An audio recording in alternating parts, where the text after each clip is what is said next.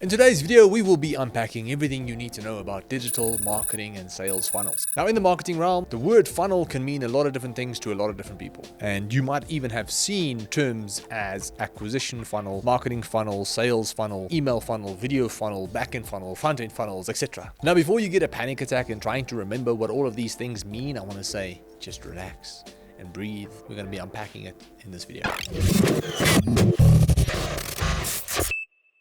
If by any chance you've watched some of my previous videos and you've enjoyed it, I want to encourage you to consider subscribing for more content like this in the future. Now, without any further ado, let's just dive into today's video. Now, to understand the what and the why of marketing funnels, we first need to understand the marketing landscape. Now, the one and very important thing that you need to remember about the marketing realm that you have to understand is it is extremely noisy. Now, from the moment you wake up to the moment you go to bed, you are literally bombarded with all kinds of messages, notifications, and distractions all day long. From Facebook, Instagram, and TikTok notifications to WhatsApp messages, Skype messages, Slack messages, emails, phone calls, Uber Eats reminding you that it's time for lunch or dinner, and so on. Now, thanks to the internet and all of the stimuli, the average person's attention span has dropped from 14 to 15 seconds in the 1930s all the way down to about 3 to 4 seconds today. This means that as a business, you literally have 3 to 4 seconds to grab someone's attention and try and convince them that your product or service is worth buying. And this can be very difficult to do if you don't know how to grab and hold someone's attention. Now, the best analogy to better explain how all this ties together is to imagine yourself at a nightclub with your mates.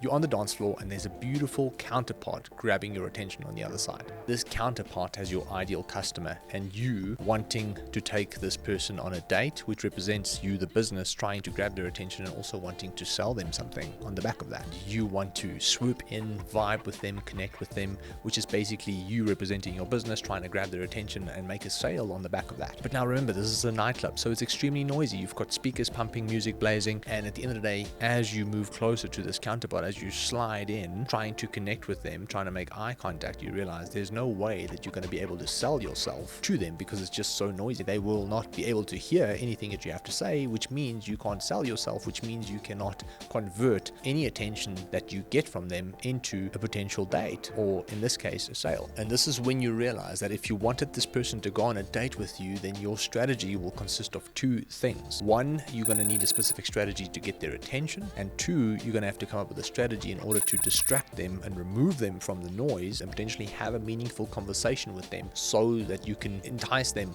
with that date, or potentially, as a business, try and sell them on a product or service. So the attention grabbing part is what we like to refer to as the marketing phase. And the second part, the conversational side of things, is really what we call the selling phase, because in this analogy, you will be having a conversation trying to sell yourself so you can potentially go on a date. And as a business owner, if we have to look at it in real life, it'll be you trying to position your product or services in a unique way in order to ensure that you actually acquire the client or the customer. Now, considering this analogy and also the two strategies, marketing will be us trying to grab attention and selling will be us converting that attention into potential sales, aka going on a date. So if we have to unpack the marketing phase, this is where you're going to slide in, you're going to start making eye contact, see if you get some eye contact back. You're going to move closer, maybe next to her or him, and what you're going to be doing is throw out some dance moves and see, if you guys are vibing, if you're sharing some form of energy, and whether there's an actual connection or not. Now, if there is a vibe and some form of connection, you realize that you can't have a conversation here because it's just too noisy. So would you like to go grab a drink by the bar? If they say yes, then you've just successfully marketed yourself. And now this is where the selling actually starts. So as you now walk over to the bar, you're technically moving away further from the speakers, which means the noise levels gets reduced. And as you buy this person a drink, you can actually sit and have a meaningful conversation. This is without any distractions or unnecessary noise around you that might take their attention away from you and put it on something else. Now, during this selling phase, during this conversational strategy of yours, you will be hoping to build enough trust and credibility. So from a marketing perspective,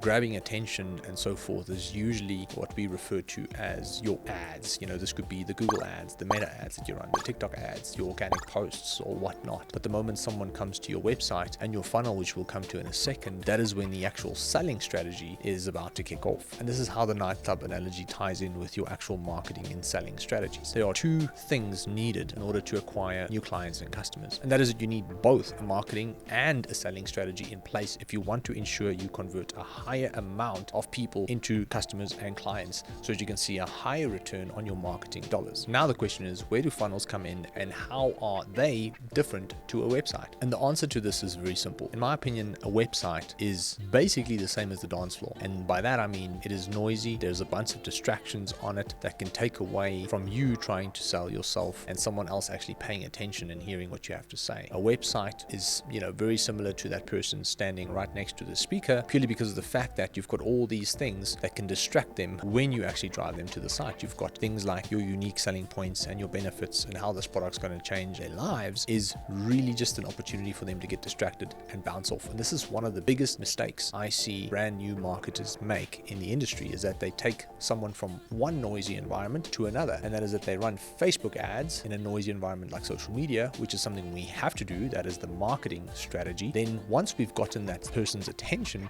as opposed to taking them to the bar where there is a lot less noise, where we can have an intimate conversation with them, we take them to the site, which is just as noisy as the dance floor that we've just taken them from. So all we're doing at the end of the day is we're taking them from one speaker in a nightclub to another speaker on the other side of the nightclub, where we now try and sell our services. But now the problem is the person is still standing next to a speaker and they're still struggling to hear what you have to say. And this is essentially where a funnel comes in. So if you think about it, how does a funnel look? Traditionally, a funnel would be very wide and open at the top, and as you go down, it'll be much narrower and tighter at the bottom. And technically this represents what's going to happen with your business if you start advertising, because at the top you'll have a lot of people see the ads, but at the bottom you're going to have a small amount of people actually convert into customers or clients. The point of a funnel and the strategy behind a funnel is to get someone from point A to point B. A being grabbing their attention, and B being them actually giving you money in exchange of becoming a client and a customer. And this is essentially how a funnel is different to a website, because if you drive someone to a website, it is just chaos all over. You've got all these options that they can explore, and many of those options take away from what you actually want them to do. And with a funnel, it is the complete opposite. You're removing all these distractions. So on a funnel, when you actually build a website funnel, you will traditionally not see any menus, you won't see any social links, you won't see anything really taking away from the fact that you're trying to build out a simple, streamlined page that clearly explains the product or the service, why it's unique, how it's unique, why it's different, why it's better, with all its benefits, with trust and credibility factors to further enhance someone leaving their details and moving to the second step of the funnel, or whatever it may be. So yes, we have web pages technically, but it's not a website. It is a web page purely focused on doing one thing, and that is articulating the message you actually want to articulate and nothing else. So if we think back to the nightclub analogy, the ads are technically designed to grab the prospect's attention, and that is you moving over, sweeping in, making eye contact and showing off some dance moves and whispering in their ear, asking if they want to get a drink by the bar. That represents the click, them going through to the website. And that is also what we call the marketing phase. Unlike most new marketers,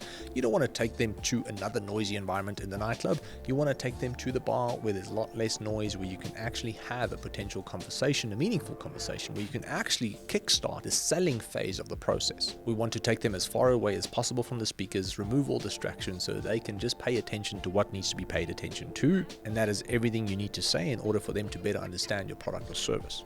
So in essence, what is a funnel and why is it necessary for your business? Again, it's a strategy designed to take someone from point A to point B. This can be any point A and any point B, depending on obviously your viewpoint, perspective, and strategy in the business. Move someone through in order for them to be convinced that your product or service is worth buying. The reason you want to connect all of these dots is to ensure that a higher flow of people actually convert and spend money with your business, so you can increase the amount of marketing dollars you're getting back from your marketing. Lastly, the reason we actually create funnels is to remove someone from the noise, is to remove that counterpart on the dance floor away from the speakers to a quiet place in the nightclub where you can have a conversation with them and actually build a meaningful relationship and convince them to go on a date with you, which will be the equivalent of getting a potential sale. Now, I hope there was some value in this video. If there was, I want to encourage you to consider subscribing so that you can be notified about more content like this in the future. That is all from my side. Much love. See you in the next video. Cheers.